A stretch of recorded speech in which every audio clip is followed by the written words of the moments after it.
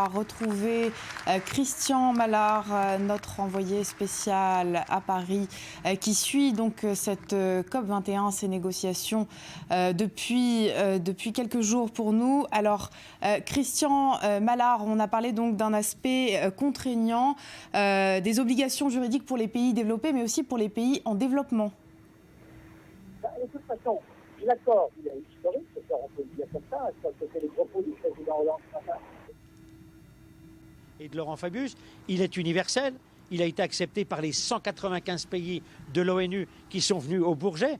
Et puis, en même temps, il est contraignant. Alors, c'est sûr que le côté contraignant, on le voit bien. Il va falloir instaurer un certain nombre de systèmes qui permettent de vérifier que l'accord va être respecté par l'ensemble des pays. On savait que jusqu'à présent, les Américains, les Indiens, les Chinois étaient très réticents pour tout ce qui était des accords contraignants. Visiblement, ils l'ont accepté, c'est officiel. Donc il faudra faire le nécessaire pour que ces pays respectent l'accord. Et vous savez qu'aussi qu'il y aura des vérifications sur les engagements de chacun tous les 5 ans, ce qui est quand même déjà très intéressant.